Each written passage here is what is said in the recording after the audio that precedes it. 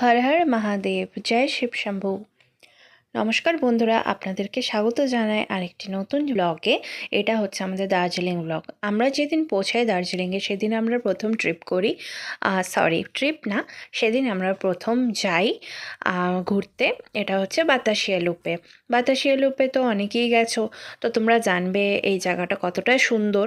তো এখানে 20 rupees per head করে টিকিট নিয়েছিল আমাদের, আর আমি আর আদিত্য মিলে এই জায়গাটা খুব সুন্দরভাবে উপভোগ করেছিলাম। কারণ সেদিন ওয়েদারটা এতটাই সুন্দর ছিল, আর এতটাই ওয়েদারের জন্য ফটো ভিডিও সব কিছু ক্লিয়ার আসছিল, দেখে খুবই ভালো লাগছিল। আর এই রেলওয়ে ট্র্যাকটা তো জানোই, এটা তো আমাদের প্রিয় টয় ট্রেনের ট্র্যাক। তো টয় ট্রেনটা যেটা আছে সেটা ঘুম থেকে সমস্ত দার্জিলিং এই বাতাসিয়া লুপটা হয়ে একটা ওয়ান রাউন্ড এটা ট্রিপটা নেয়।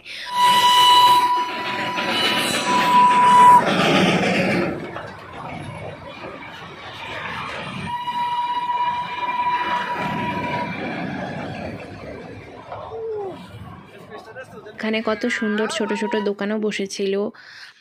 এই বাতাসিয়া লুপটা কিন্তু আমাদের গোর্খা ওয়ার মেমোরিয়াল হিসাবে দেওয়া, এই মাঝখানে যে মেমোরিয়ালটা আছে এটা গোর্খাদের ডেডিকেট করা হয়েছে, যারা স্যাক্রিফাইস করেছিল আমাদের নেশনের জন্য। আর এটা ইনোগ্রেটেড হয়েছিল 1995-এ।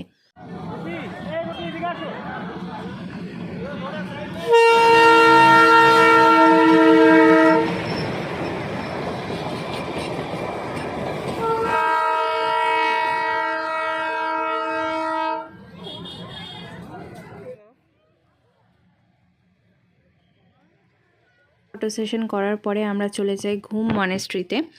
ঘুম মনেস্ট্রিতে আমরা দেখতে পাই এখানে 15 ফুট উঁচু স্ট্যাচু, যেটা কি মাইত্রেয় বুদ্ধা বা ফিউচার বুদ্ধা হিসাবে বলা হয়।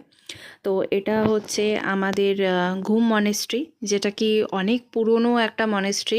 আর এটা এস্টাবলিশ করা হয়েছিল 1850 সালে মঙ্গোলিয়ান একজন মঙ্কের দ্বারা। সে অ্যাস্ট্রোলজারও ছিলেন, তার নাম সোকপো সেরাব গ্যাতসো। তার সে ফাউন্ডার ছিলেন এই মনেস্ট্রি। আর সেটা আমাদের যে এই কালচারাল ইম্পর্টেন্স যদি আমি বলতে চাই, তো সেখানে আমাদের এটা টিবেটিয়ান এটা একটা ভাইটাল সেন্টার টিবেটিয়ান বুদ্ধিজমের। আর এখানেই বাইরে খুব সুন্দর ছোট ছোট গিফট আইটেমস পাওয়া যায়। সেখানে লাফিং বুদ্ধ আছে। আমি একটা লাফিং বুদ্ধ এখান থেকে চয়েস করেছি, আর সেটাই আমি কিনেছিলাম। আর সেই লাফিং বুদ্ধটা মাথা নাড়ায়, এরকম করে। আর ওটা আর কি সোলার লাইটে চলে। আপনারা যারা গিয়েছেন তারা তো জানবেনই, এরকম লাফিং বুদ্ধ পাওয়া যায় এখানে। ফেংশুই আছে, বেলস আছে ঘরে লাগানোর জন্য। খুব সুন্দর সুন্দর এই যে যে লাফিং বুদ্ধগুলো আছে, যেটা মাথা নাড়াচ্ছে, এই যে আমি এটা কিনেছি। আর এখান থেকে আমরা চলে যাই লাঞ্চ করতে। সেটা স্যান্টা ব্যান্টা বলে একটা হোটেল আছে। আমরা দুপুরের লাঞ্চটা সেরে নিই।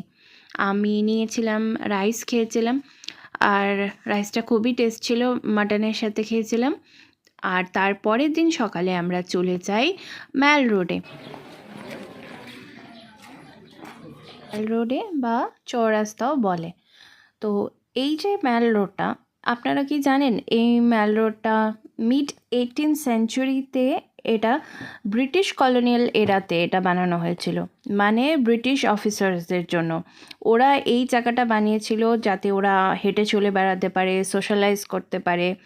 আর আশেপাশে চারিদিকে পাইন ট্রিজ দিয়ে সুন্দর করে ওরা সাজিয়েছিল। আর এই জায়গাটাতে ওরা ডিজাইন করেছিল স্পেশালি এই এরিয়াটা ম্যাল রোড হিসাবে। ম্যাল রোডের যে মিনিংটা হয়, সেটার টোটাল মিনিংটা হচ্ছে married accommodation and living line road, যেটা কিনা ব্রিটিশ অফিসার্সদের জন্য তৈরি করা হয়েছিল।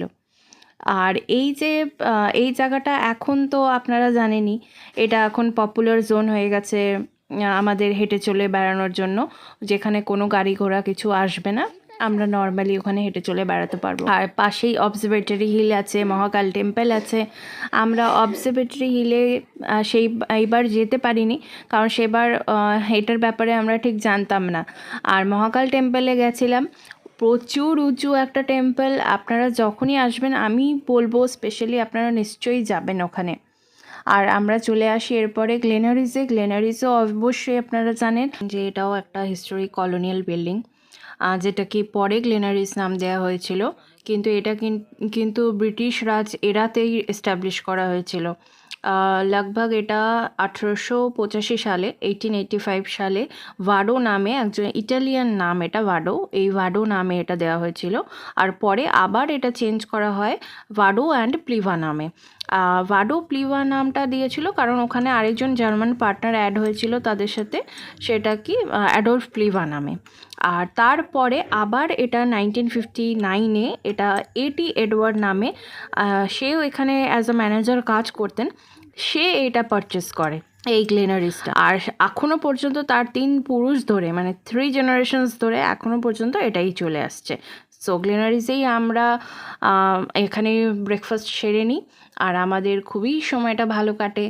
আর আমরা আগে আরও অনেকবার এখানে আসবো ভবিষ্যতেও, আর আপনাদেরকেও বলবো এখানে অবশ্যই ভিজিট করবেন। আর গ্লেনারিস তো অলওয়েজ মাস্ট, এটা আমাদের মধ্যে থাকাই উচিত, মানে আমাদের লিস্টের মধ্যে থাকাই উচিত।